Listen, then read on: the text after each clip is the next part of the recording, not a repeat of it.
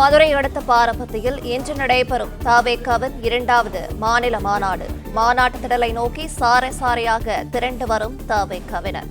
கூடுதல் விவரங்களை செய்தியாளர் ராஜகுமரன் பழங்கடை கேட்கலாம். ராஜகுமரன், வணக்கம். விவரங்களை சொல்லலாம். 2026 சட்டமன்ற தேர்தலுக்கு முன்பாக நடைபெறக்கூடிய மாநில மாநாடாக இந்த மாநில மாநாடு தமிழக வெற்றி கழகத்திற்கு அமையும் என்று எதிர்பார்க்கப்படுகின்றது. ஏனென்றால் இந்த மாநாட்டை முடித்த உடனேயே விஜய் தமிழக அரசியல் களத்தில் அவர் மீது எழுப்பப்பட்டு வரக்கூடிய பல்வேறு கேள்விகளுக்கு பதில் சொல்லக்கூடிய விதமாக தன்னுடைய அரசியல் செயல்பாடுகளை விரிவுபடுத்த இருக்கின்றார். விஜய் பனையூர் அலுவலகத்தை விட்டு வெளியில் செல்வதில்லை, மக்களை அதிகமாக சென்று சந்திப்பதில்லை, சுற்றுப்பயணம் மேற்கொள்வதில்லை என்றெல்லாம் பல்வேறு குற்றச்சாட்டுகள் அவர் மீது அரசியல் களத்தில் முன்வைக்கப்பட்டு வருகின்றன. இந்த மாநில மாநாட்டை முடித்தவுடன் விஜய் தமிழக வெற்றி கழகத்தினுடைய மாநில தலைவராக தமிழகம் தழுவிய சுற்றுப்பயணத்தை தொடங்குவார் என்கின்ற தகவல் ஏற்கனவே தமிழக வெற்றி கழகத்தினுடைய நிர்வாகிகளால் வெளியிடப்பட்டிருந்தது. எனவே இனி மாநில மாநாடு தேர்தலுக்கு முன்பாக நடைபெறுவதற்கு வாய்ப்பு இல்லை.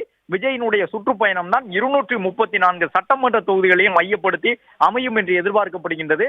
எனவே இந்த மாநில மாநாட்டில் பங்கு பெற வேண்டும் என்ற ஒரு எதிர்பார்ப்போடு ஆர்வத்தோடு அவர்கள் கைகளில் ஸ்நாக்ஸ் பாக்கெட் சுமந்து வரக்கூடிய காட்சிகளை பார்க்கலாம். ஏனென்றால் தமிழக வெற்றி கழகத்தினுடைய நிர்வாகிகள் ஒரு விஷயத்தில் இந்த மாநாட்டை ஏற்பாடு செய்வதற்கு முன்பாக ஒரு விஷயத்தில் தெளிவாக இருந்தார்கள். கடந்த முறை விக்கிரவாண்டி மாநாட்டில் ஏற்பட்டிருந்த பிரச்சனைகளை எவ்வளவு முடியுமோ அவ்வளவு தூரம் குறைத்து விட வேண்டும் என்பதற்காக ஒரு சில ஏற்பாடுகளை முன்கூட்டியே செய்ய தொடங்கிவிட்டார்கள்.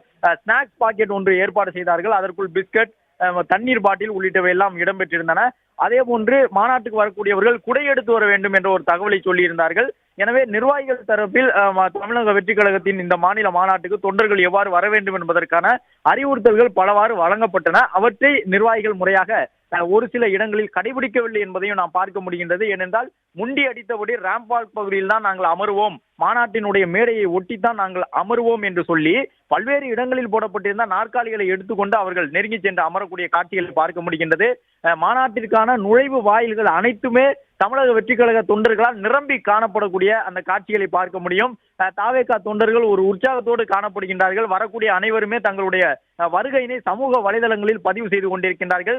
மாநாட்டு வாகனங்களில் செல்லும் பொழுதே பலரும் தங்களுடைய பயணத்தை பதிவு செய்து தமிழக வெற்றி கழக மாநில மாநாட்டில் பங்கேற்க போகின்றோம் என்று உற்சாகத்தோடு பதிவிட்டுக் கொண்டிருக்கின்றார்கள். விஜய் பேச போகின்ற அரசியல் கருத்துகள் என்ன? தன்னுடைய அரசியல் எதிரியான திமுகவை மட்டும் விமர்சிப்பாரா? தன்னுடைய சித்தாந்த எதிரியான பாஜக மீது எந்த மாதிரியான விமர்சனங்களை விஜய் முன்வைக்க போகின்றார்? திமுக மற்றும் பாஜகவிற்கு எதிராகத்தான் விஜயினுடைய அந்த உரை வீச்சில் அரசியல் விமர்சனங்கள் இருக்குமா, அல்லது ஒட்டுமொத்தமாக திராவிட கட்சிகளுக்கு எதிராக இருக்குமா என்ற ஒரு எதிர்பார்ப்பு எழுந்திருக்கின்றது. பிளே ஸ்டோர் மற்றும் ஆப் ஸ்டோரில் இருந்து பாலிமர் செயலியை QR கோடு மூலம் பதிவிறக்கம் செய்யுங்கள்.